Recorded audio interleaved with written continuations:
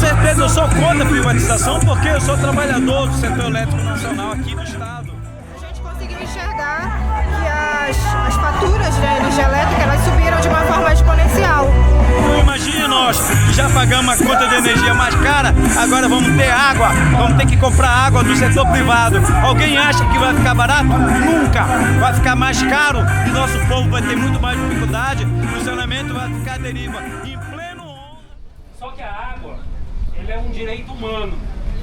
Não há nenhum de nós que possamos sobreviver sem água tratada, sem água disponível em quantidade suficiente para nós podermos sobreviver.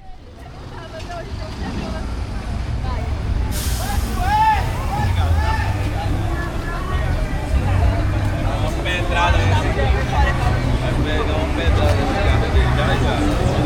Eu não sou, tá bonito. Obrigado. Ele vai passar muita gente. Passou das 10. Fica atento.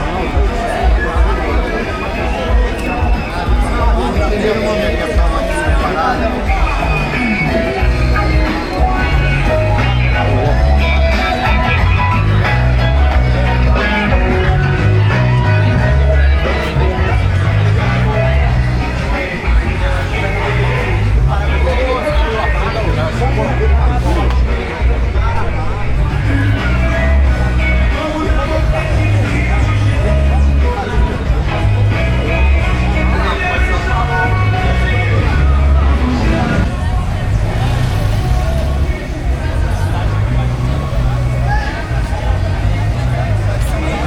Revogou, né?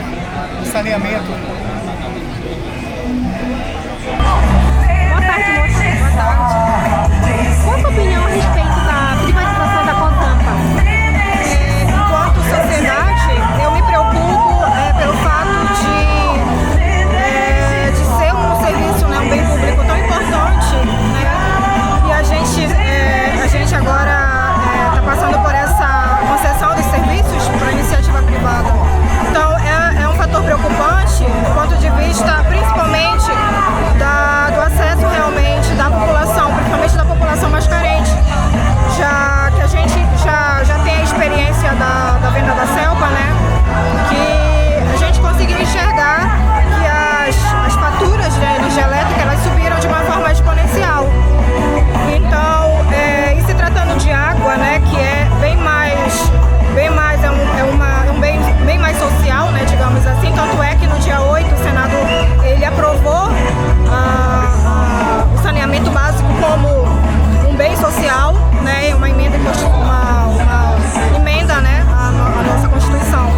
Então, é preocupante desse ponto de vista, já que a iniciativa privada ela não vai ter esse olhar social que o Estado ele detém. Ela vai realmente ter esse olhar mais visando o lucro, né?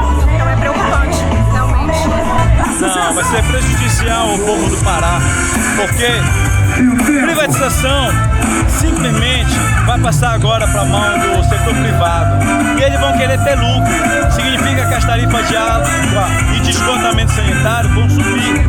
Hoje, na largada, o esgotamento sanitário já vai subir para 80%, 60% para 80% e mais na frente para 100%. Então, o setor privado, ele, ao entrar agora na prestação, na venda da água, eles vão transformar a água em mercadoria, que trai o povo do Pará. Faz um discurso que tem preocupação com o meio ambiente, mas vem privatizar um bem essencial para a vida humana, que é a água. Então, para nós, vai prejudicar o povo do estado do Pará, a população já sofrida do nosso estado. Com certeza eu sou contra a privatização porque eu sou trabalhador do setor elétrico nacional aqui do estado. E ao privatizar a Celpa, diziam que ia diminuir a tarifa e não diminuiu. Diziam que ia melhorar o serviço, que foi que melhorou. A gente sabe que melhorou e muito o lucro do grupo hoje que controla a Celpa. Mas a tarifa de energia elétrica nós pagamos a mais cara do Brasil. E olha que nós estamos no estado do Pará, que é o estado que gera energia, produz energia e exporta para o Brasil. Então imagine nós que já pagamos a conta de energia mais cara, agora vamos ter água, vamos ter que comprar água do setor privado. Alguém acha que vai ficar barato? Nunca! Vai ficar mais... 450. Então no bloco A que está todos nós aqui, mais a Ananindeua, nós somos 683, se não me engano, trabalhadores aqui na região metropolitana.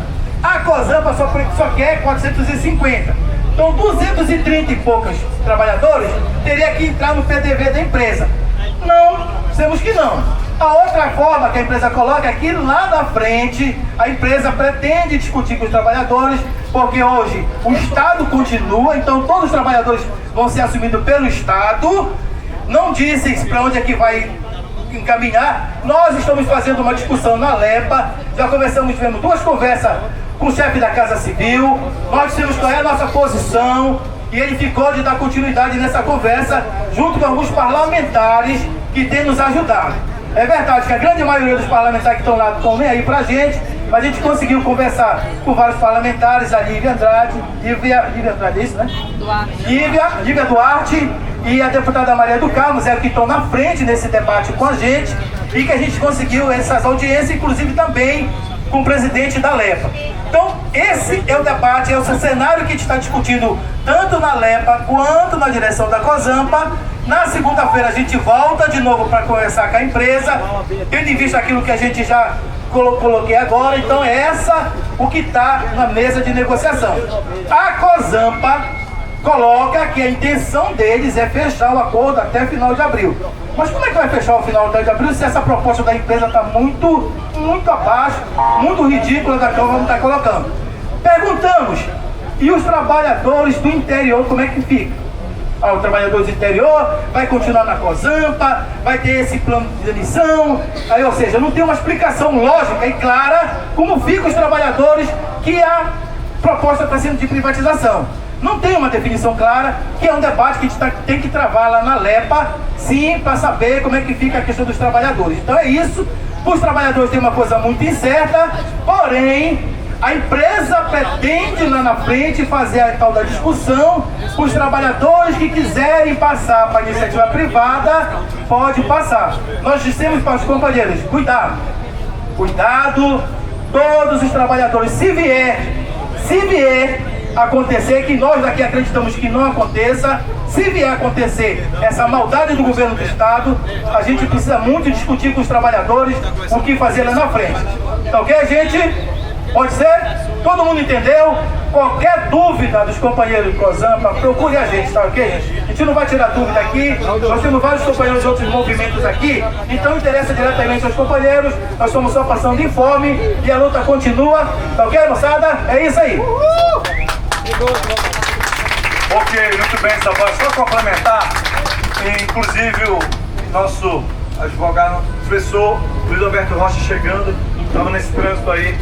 Só um complemento para os companheiros sobre a negociação importante. Primeiro o seguinte, que a COSAMPA e sua direção e sua comissão quer trazer para dentro do acordo coletivo o PDV, plano de demissão voluntária, que nós somos contra. Eles querem legalizar o processo. Tem uma pegadinha jurídica aí, parece que é bondade ou não é. Não é bondade. Então, se nós temos um acordo coletivo que já diz, tem uma cláusula lá do incentivo à aposentadoria que ela é benéfica aos trabalhadores, tem que manter essa. Se ela vai criar um PDV no outro formato, se ele é maior ou não, mas a referência ao acordo está aqui, não mede nisso, e faça o PDV à parte. Ponto. Garantia de emprego, nós falamos tanto para o Luiz Guedes, que é o chefe da Casa Civil, na terça-feira, como falamos para o representante da COSAMPA, que nós não negociamos garantia de emprego com menos de 24 meses. Não tem. Nós não temos. Temos que aqui, para todos os companheiros e companheiras, o processo é, nós não podemos, eu sou de uma empresa que foi privatizada. Nós sabemos como é quem chega. Por quê? Tem um advogado chegando, o Luiz Alberto Rocha, chegou agora, tem a história da sucessão. Que é a sucessão? Não. Tinha uma empresa e esse serviço passa por outra empresa. Na sucessão, por exemplo, Marabá, num projeto dele só terá COSAMPA aqui na Metropolitana. Lá para Marabá não tem, para Santarém não tem. E aí, o novo grupo que chega, ele vai suceder. Se ele vai suceder, ele vai assumir o bônus, que tem de bom, e o ônus. A responsabilidade também com os trabalhadores e trabalhadoras. Então é por isso que é fundamental ter uma garantia de emprego, porque eles já chegam sabendo, olha, não vou poder sair cortando cabeças conforme o olhar deles. Isso é fundamental para nós, porque nós estamos fazendo a luta aqui, que é uma luta vitoriosa pela essa mobilização, pela essa solidariedade, por esse apoio. Estamos fazendo uma luta numa discussão política, que é uma luta na Alepa, na Assembleia Legislativa, com a presença, com o apoio de parlamentares, como a companheira Lívia, a companheira Maria do Carmo, então companheiros estão à frente disso. Estamos fazendo a luta jurídica, que é a disputa que vai ser falada aqui. Então são vários momentos de luta, só que a coisa caminha sempre para quem? De volta para os trabalhadores, a gente tem que estar enxergando. Então nós não podemos sair um acordo coletivo, primeiro que tem que renovar por 24 meses, 2 anos, de 1º de maio deste 2025 até 30 de abril de 2027. E aí com as cláusulas garantidas para poder quem ficar nesse processo ter um pouquinho de serenidade, porque todos aqui são mães, filhos, pais, têm suas famílias.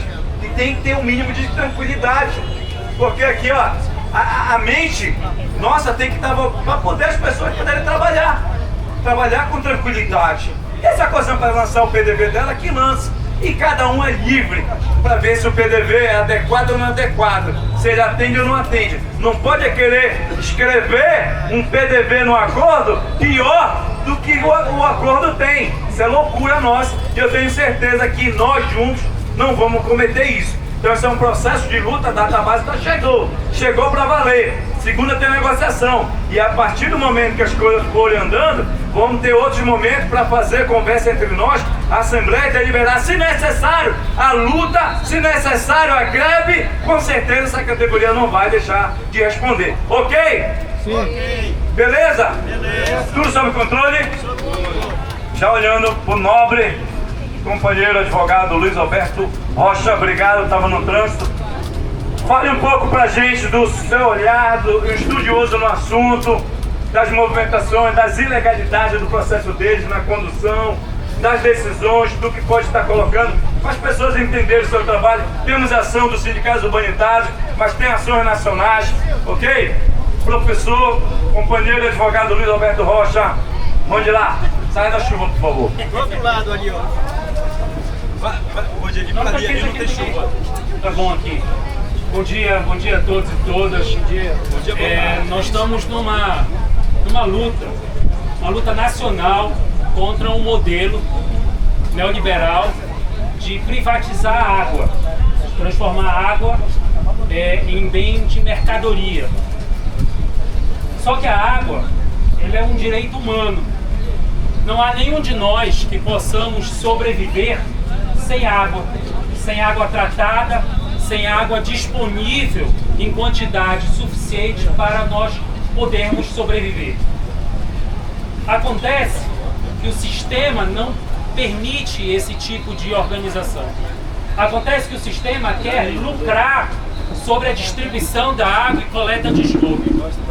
Esse modelo não fugiu no Brasil inteiro e não tirou o estado do Pará da mesma linha. O que nós temos aqui é um modelo de mercado, e esse modelo de mercado está se passando goela abaixo da população paraense e também dos municípios paraenses. O que nós temos hoje é uma articulação em que foi aprovada a partir de um modelo do BNDES, que analisou a estrutura do Pará para determinar qual é o modelo que melhor beneficiaria os recursos para a empresa privada, qual é aquele modelo que melhor dava atratividade econômica para a empresa privada, e assim foi construído. Por isso é que nós temos uma micro-região que de micro não tem nada, porque ela abrange todo o mais de 1 milhão de quilômetros quadrados do estado do Pará, como se fosse um único sistema. Eles não devem ter a noção das distâncias e das estruturas de distribuição, de geografia humana, de recursos hídricos do estado do Pará. Ou tem e não tem interesse, porque esse não é o ponto onde eles querem chegar.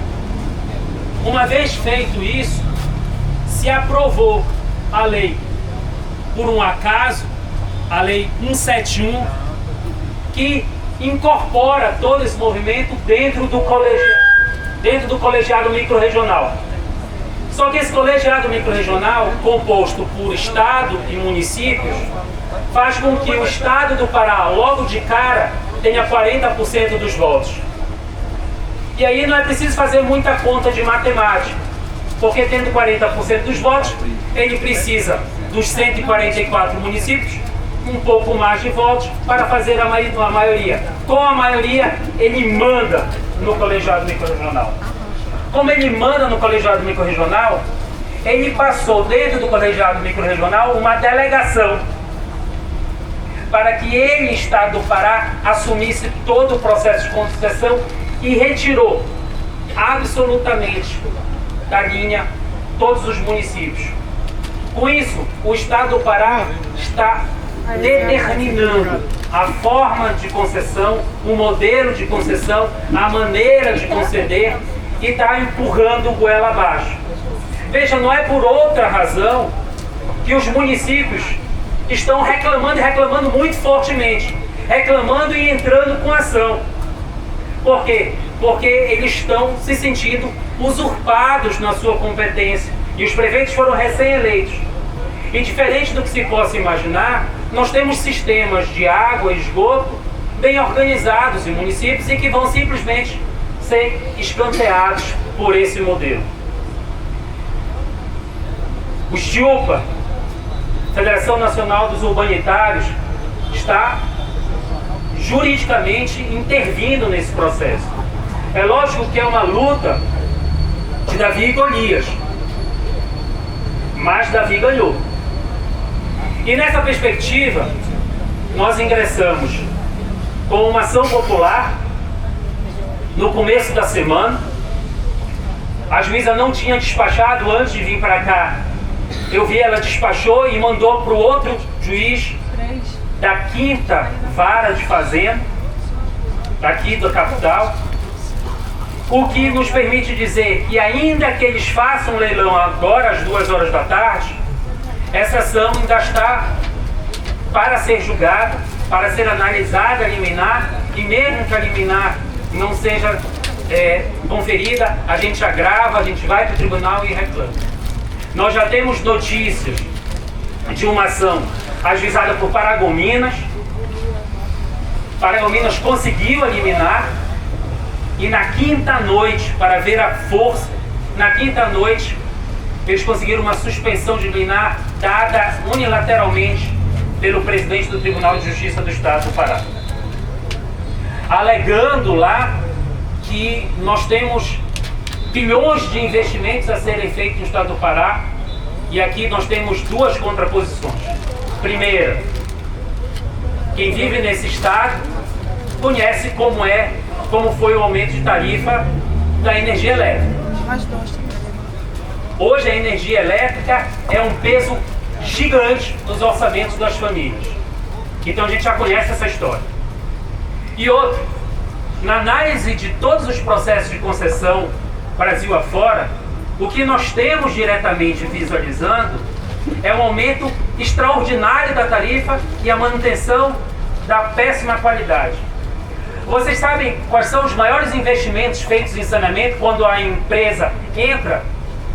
Colocar hidrômetro. Uma grande parte dos investimentos não são de ampliação de sistema, é de colocar hidrômetro.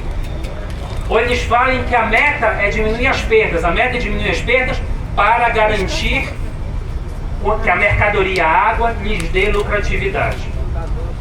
Aí a gente chega nos exemplos da SEDAI e vê que as comunidades mais vulnerabilizadas, elas continuam com precariedade de atendimento. Então, aqui no estado do Pará, a coisa não vai ser diferente. Começa que o projeto já retira do projeto todo o saneamento rural. Isso quer dizer que 1/3 da população paraense não foi nem considerado no projeto. E não foi considerado no projeto por quê? Porque essa população, em sua grande maioria, não tem condições financeiras de pagar. E se não tem condições financeiras de pagar, a empresa privada não vai entrar aqui para investir. Nós temos ainda uma ação do município de Ananindeua, está com liminar para retirada do município de Ananindeua da estrutura do leilão. E nós temos uma ação importante da SEMAI no Supremo Tribunal Federal com a ministra Carmen Lúcia, no qual a FNU, a Federação Nacional dos Urbanitários, entrou com o amicus curiae. Protocolei ontem ainda e vamos acompanhar isso.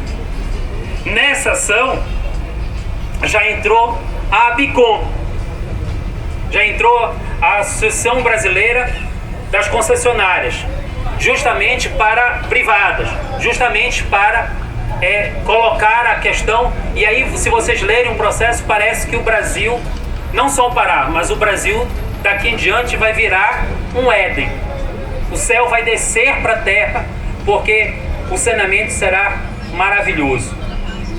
A ministra Carmen Lúcia deu uma decisão inicial dizendo para ouvir o Estado do Pará e a Assembleia Legislativa do Pará em 5 dias e depois em dias sucessivos, em 3 dias sucessivos, a Advocacia Geral da União, que já tem dado parecer contrário a esse modelo de regionalização, esse modelo de concentração de poder e dos diversos erros que estão colocados no projeto de concessão, e depois parecer da Procuradoria-Geral da República.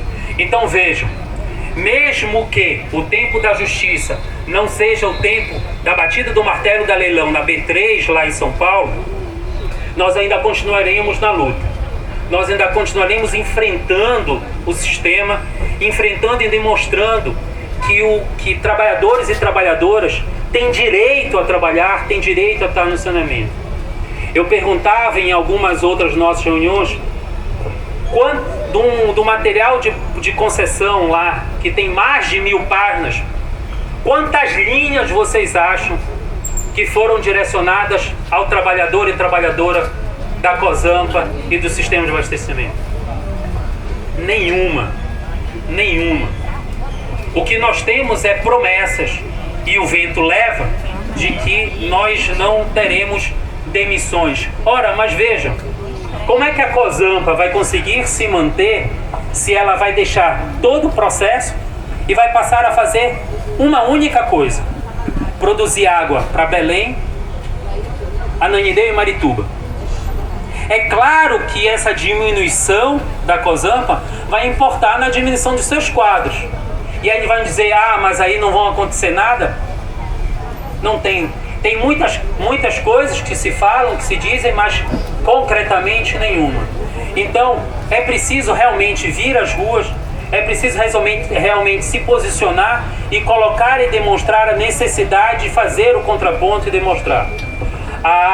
O STIUPA e a FNU estão juntos na luta, junto com outras organizações, para juridicamente bater, mostrar ao Poder Judiciário a ilegalidade dessa estrutura do sistema e a necessidade de luta.